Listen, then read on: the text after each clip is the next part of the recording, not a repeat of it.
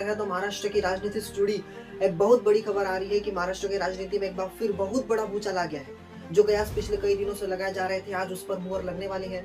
उद्धव ठाकरे की अगुवाई वाली शिवसेना यानी यूबीटी में एक और ऐतिहासिक फूट पड़ने जा रही है। दरअसल खबर यह है कि और सूत्रकारों से खबर निकलकर सामने आ रही है कि उद्धव गुट के सभी 6 बागी लोकसभा सांसद आज दोपहर ठीक 3 बजे मुख्यमंत्री एकनाथ शिंदे की शिवसेना में औपचारिक रूप से शामिल हो जाएंगे। इस दल बदल के बाद बागी गुट के पास 2/3 बहुमत होगा, जिससे वह दल बदल विरोधी कानून के तहत होने वाली किसी भी कानूनी कार्रवाई या अयोग्यता से भी बच जाए। इस पूरे सियासी खेल के केंद्र में धाराशिव के सांसद ओम राजे निबांधकर का नाम सबसे ऊपर इस वक्त चल रहा है।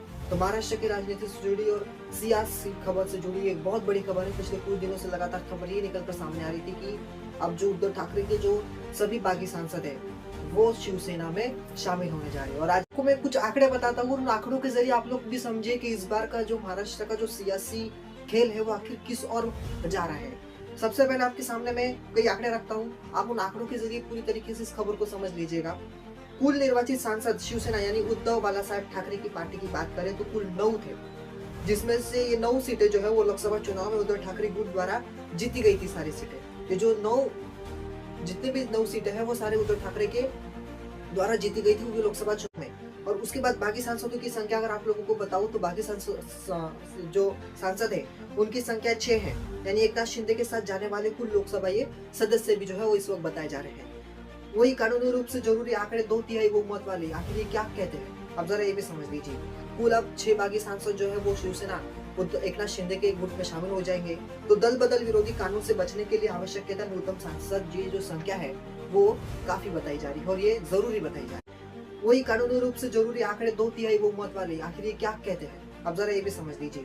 कुल अब 6 बागी सांसद जो है वो शिवसेना एकनाथ शिंदे के गुट में शामिल हो जाएंगे। तो दल बदल विरोधी कानून से बचने के लिए आवश्यकता न्यूनतम सांसद ये जो संख्या है वो काफी बताई जा रही है और ये जरूरी बताई जा रही है। वही उद्धव ठाकरे के पास बचे अब 3 सांसद, तो फिर उनसे जुड़ी हुई राजनीतिक प्रभाव और महत्व क्या है तो आप वो जरा जान लीजिए। तो इस बड़ी टूट के बाद उद्धव गुट के पास बची हुई कुल लोकसभा अब सिर्फ और वही इन आंकड़ों के पीछे का अब असली खेल क्या है जरा वो समझिए।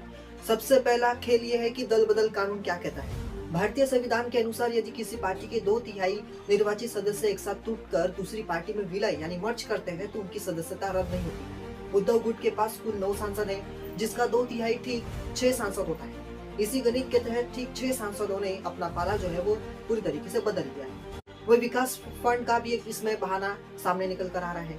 बागी सांसदों यानी जैसे ओम राजे निबालकर और नागेश पाटिल आष्टिका का दावा है कि विपक्ष में रहने के कारण उन्हें अपने संसदीय क्षेत्रों के लिए विकास निधि यानी डेवलपमेंट फंड्स नहीं मिल पा रहे, जो शिंदे गुट में जाने की मुख्य वजह बनी। वही लोकसभा में शिंदे का बढ़ता कद आखिर क्या कहता है, ये भी एक असली इन आंकड़ों के पीछे का खेल है। इस विलय के बाद लोकसभा के मुख्यमंत्री एकनाथ शिंदे की शिवसेना के पास कुल 13 सांसद यानी 7 मूल प्लस 6 बागी हो जाएंगे।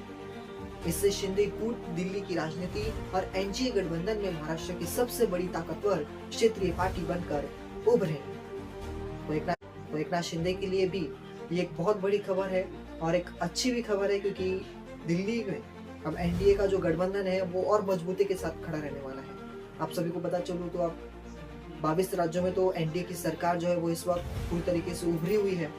और अब एक बार फिर से महाराष्ट्र की राजनीति से ये बहुत बड़ी खबर जो है वो निकलकर सामने आई।